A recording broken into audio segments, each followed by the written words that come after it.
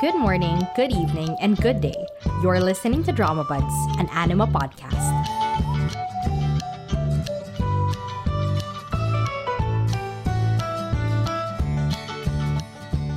So hello everyone, welcome to today's episode of Drama Buds, which is a first impressions episode where I watch the first few episodes of a show and then talk about what I think are good and bad about it so far, I guess, and my verdict on whether or not I'll drop or I'll continue to watch it or I'll commit to finishing it. And I don't know, maybe this will help you decide if the show is worth checking out or help you process whatever we watched. And today I'm going to talk about Mental Coach Jegal and $1 Lawyer, which these two kind of make me feel like I am in the light era of Kdramas for me. First of all, My Unfamiliar Family exhausted me. That was an exhausting show. And I think I'll take a break from family dramas. I love family dramas, but I do need a break from them. Little Women at the moment is exhausting me. I'm not even that invested in it, but it's pretty exhausting to just sit there and be, thrown around by that plot. And I'm also currently watching Through the Darkness, and that is so exhausting. It's so good. I can't stop watching it. It's so good, but it's really, really tiring and just heavy. So these two kind of give me a good break. I'm very grateful that I have some light K-dramas that aren't very romance focused, because sometimes romance also doesn't do it for me if I'm not completely sold on the chemistry. So two light non-romance K-dramas. Let's begin.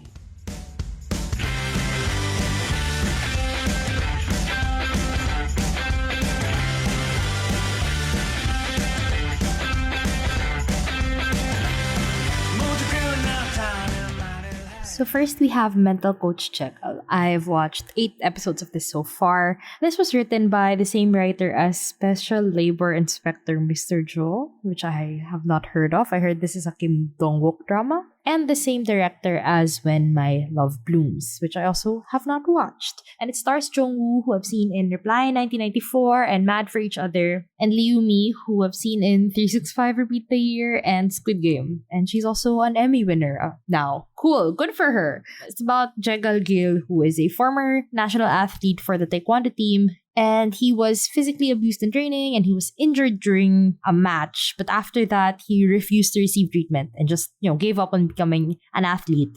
Instead, he became a mental coach or a self-help book writer.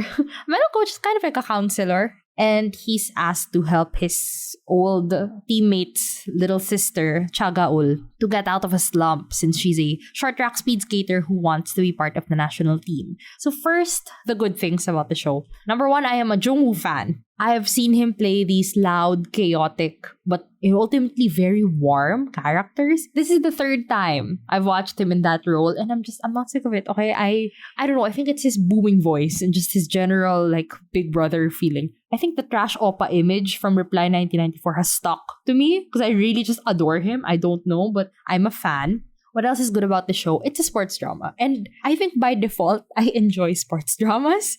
They're just fun, period, to me. They're just fun. I think it's because it feels like life or death for the athletes, but it's not literally life or death. The stakes exist because, this is their livelihood. This is what they've spent all their life on. They've spent so much money. Their families have supported them. All the reasons, all the motivations, yes. But you won't literally die if you lose a match. You won't literally die if you fail to do this one thing. But it may feel like death because that is your career. The stakes in sports dramas are really fun to watch. It's engaging but detached enough.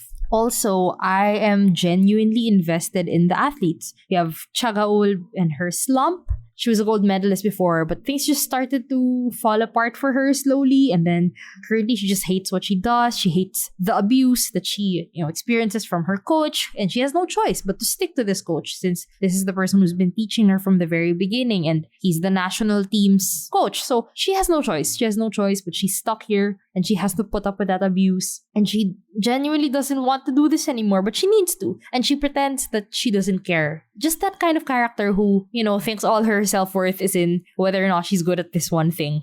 Those characters. They're a bit frustrating to watch, but I do really end up feeling for them. And she also needs to financially because it supports her family and they support her also. It's messy and it feels so suffocating. It's great. I enjoy it. It's a struggle I enjoy watching. And we also have this other character, Mugyol, who's an Olympic gold medalist in swimming, and now he has the yips. And he's dealing with a lot of pressure, for being called a swimming genius, the pride of Korea. And he also has baggage with Gaul. There's some kind of romance there, I think, and I'm rooting for it. I'm excited for that. And also, whoever this guy is playing Lee Mugyol, he is really good. I heard he's a theater actor, so I like him. He's good. What else is good about the show? It's a show where half of the script is just full of quotable quotes, which is partially a bad thing. That's a pet peeve of mine when people are so motivational mumbo jumbo. Everything is something you can find on Pinterest.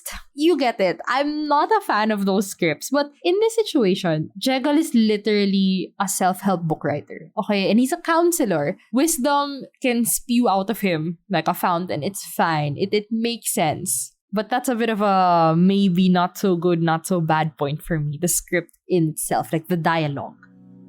Dear you, 그 어느 계절도, 그 어느 날씨도, 너의 곁에서 있을게.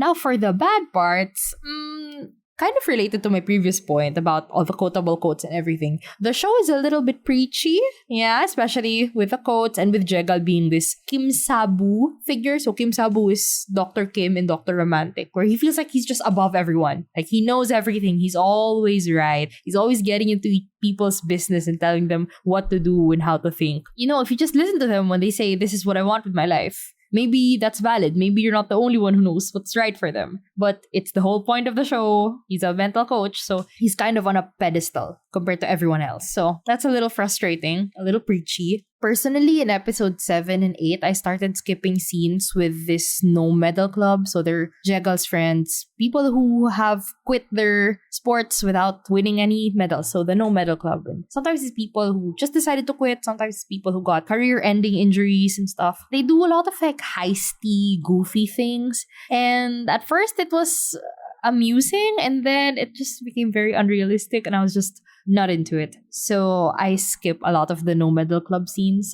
I'll figure out what it did to the plot, but most of the time they're just there for comic relief and heisty stuff. And also, they spent so much time. They spent the past 8 episodes really on this abusive skating coach. And we get it. I know it's a central conflict in the show. And that abuse, whether it's physical abuse or abuse of power, abuse is pervasive in the industry. It's pervasive in sports, at work, at home even sometimes. And it's just frustrating. It's just a little too frustrating to watch for 8 episodes straight. I'm done with the arc. We need to kick this coach out. And yet he keeps coming back like a roach. I swear.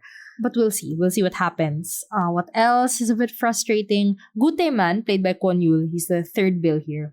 He's kind of a typical antagonist who's not actually the big bad, but he's working for the bigger, more powerful person who tells him to do things. And I don't know, I was hoping for more complexity. I was hoping they were gonna pull a switcheroo on his character, and he's not actually that much of an antagonist because he was the person that caused Jegal's career-ending injury. So it felt very predictable, and I wish they did more with his character instead of relegating to the usual antagonistic role. I think a reason why I also don't like what they did with this character is because I don't know anything about the office politics. I don't even know the names of the chairmans. I don't know who they work for. And I really genuinely do not care about the office politics. Like, I would rather just go with the athletes, see their journeys. How does Jegal help them? How do they help themselves? How do they help each other? That's what I care about. Because there are really some very heartwarming moments here. And once again, sports. It's easy to get invested, at least for me personally. So I wish they focused on that instead of the office politics and whatever that I don't care about. But here's the verdict. I'll finish it. I'm halfway through. And so far, as of the end of episode 8, they kind of changed the status quo a bit. Things are changing. So I don't know how things will progress. And I'm hoping they will be different from the first half. And that we spend a little less time on the abusive coaches and whatever, because I'm done with it. We get it. They're abusive. They suck. And it has really traumatized these athletes and even has affected their faith in figures of authority. Authority figures in general. I get it. Let's move on. I wish we could move on.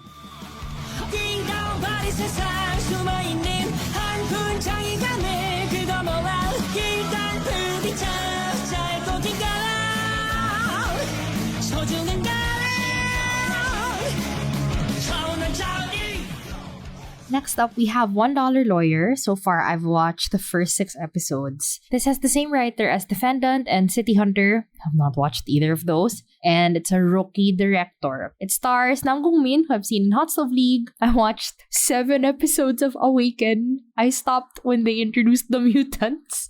And I also watched like 2 episodes of Chief Kim. It also stars Kim Ji-eun, who I've seen in Strangers from Hell. I remember searching her up because I thought she was so pretty. And she had nothing to her name at that point. And now like, wow, she did The Veil. She did Again My Life. Now she's doing this. So yeah, Again My Life, The Veil. Have not watched either of those. Again My Life I dropped. And I didn't even reach the part where she was already a main character. So yeah, I've barely seen this girl. That's my point. So it's about Chun Ji-hoon, who is a lawyer who charges 1,000 won or $1 essentially as his legal fee for all types of clients. And Baek Marie is the granddaughter of this law firm CEO. But instead of working for her family or working for the firm, she's told to work for Ji-hoon to learn from him first.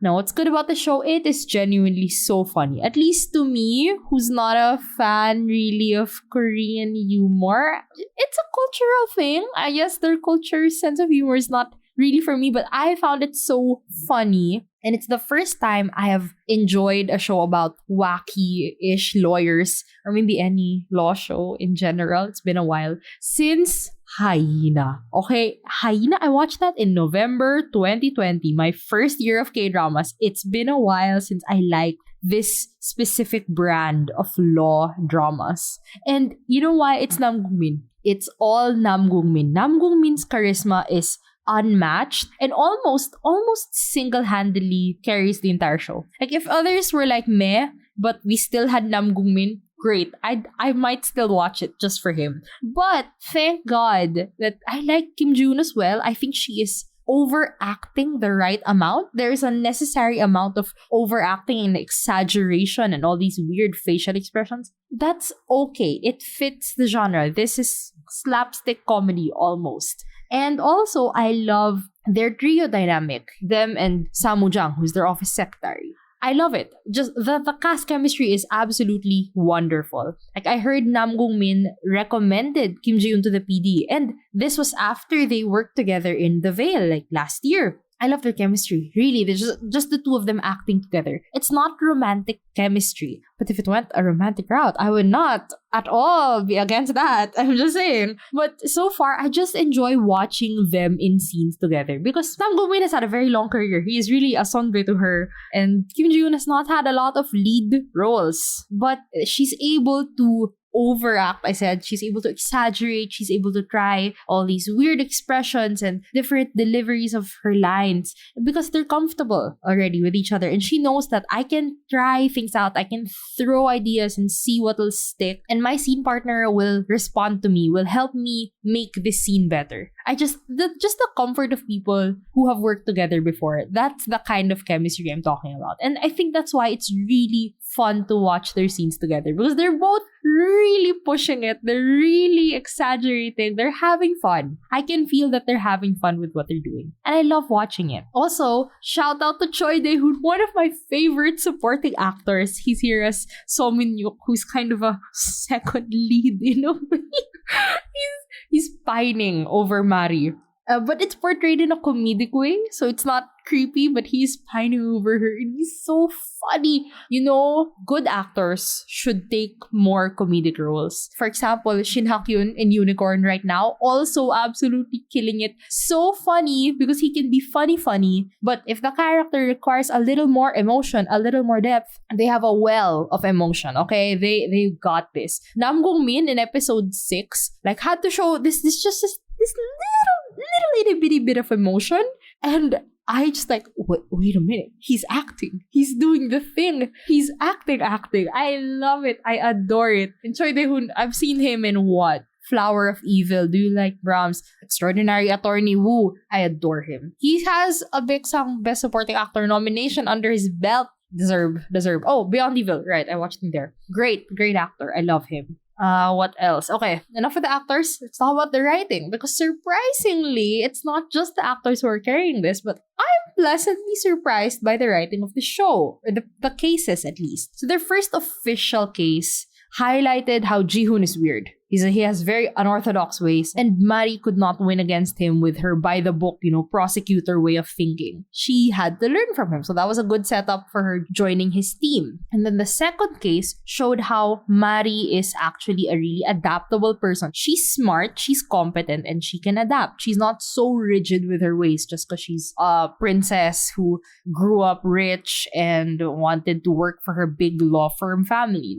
She is smart, she has a good head on her shoulders, and she can keep up with him. But she still has a lot to learn from him because he's still one step ahead of her at all times. Cool. And then the third case, so their first official case together as a team, it was a lot darker. And I was afraid that the show would become like, okay, typical law drama with some mystery every now and then. But in fairness, I did not expect the twist. I'm just telling you, like, the truth behind the case, as usual, is interesting. I was genuinely surprised, and kudos to them, because I thought, like, okay, whatever, typical law case, I can figure it out within the first few minutes of them explaining the case. Or like, okay, that character's involved, that's the twist, whatever. In fairness to them, I did not expect that twist. And it was not completely illogical. So good for them. So far, really, I do like the writing. It never takes itself too seriously. It just keeps moving along, and we'll see. We'll see where the next episodes take them. Because, yeah, there's a bit of a shift in the pacing. We'll see where that goes. And side note, just a little side note,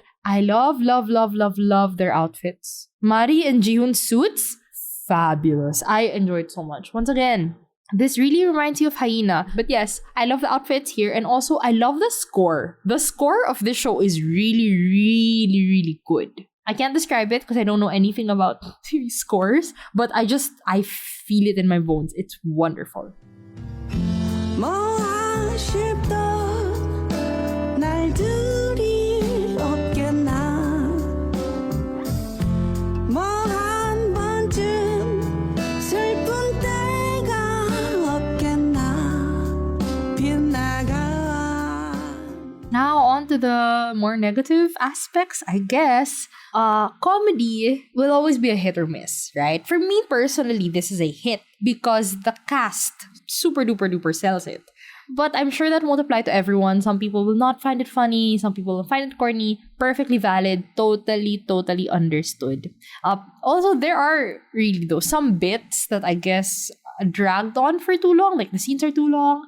Or maybe I just didn't get the reference, because that's entirely possible. The editing is a little choppy at times. Like, they skip certain shots to save time. Like, they don't show that, okay, the character got this from their car and gave it to someone else. Like, next shot, suddenly they have a new thing in their arms and they're just giving it to the other person. So it's like, we kind of skipped the whole movement here, but saves time, I guess. Or continuity errors a bit from different angles and different takes. So just minor nitpicks. These are totally just nitpicks at this point. What else? They're building up a bit of an antagonist arc with Minyok's dad, who works for Mari's grandfather. And he kind of wants, an in to the power by marrying Minyok and Mari. But they're kind of undercutting or subduing or weakening that antagonistic thing by making Minyok genuinely likes Mari, genuinely pines for her, and making it comedic.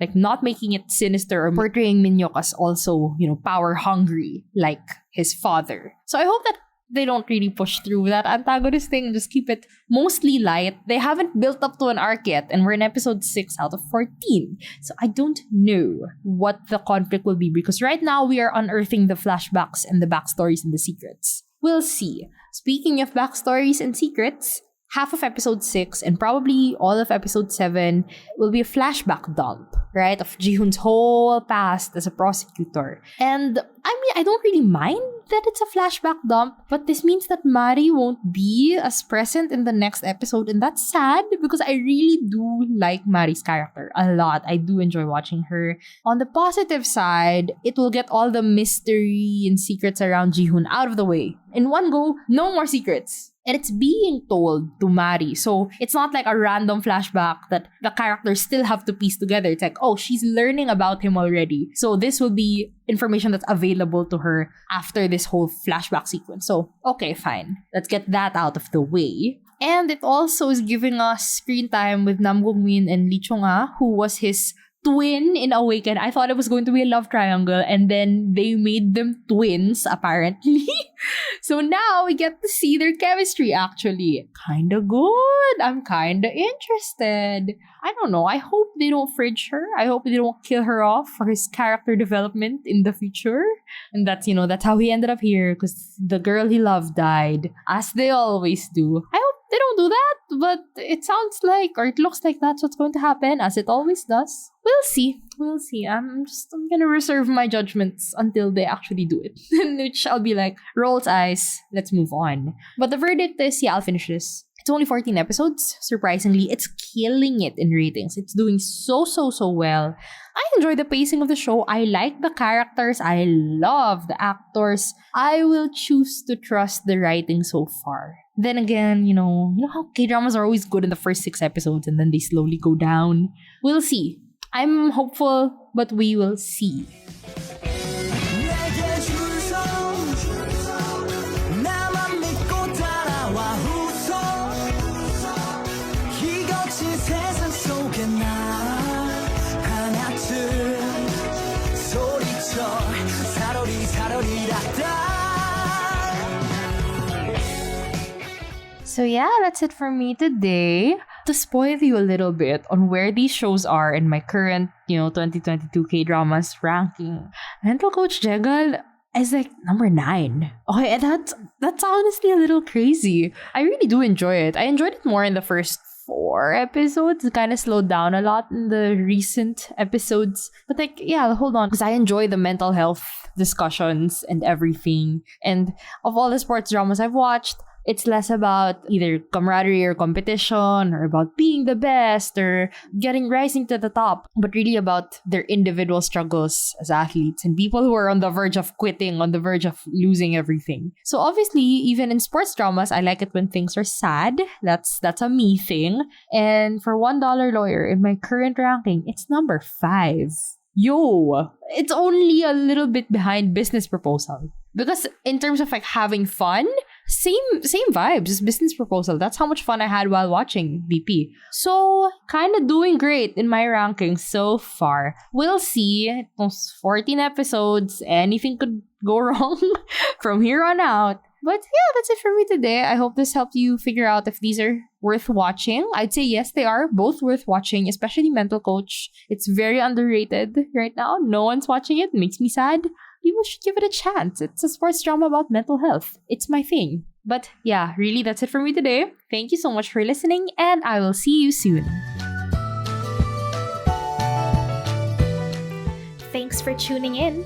Feel free to leave a comment, like, subscribe, follow, and tell me what you thought about today's episode. See you soon!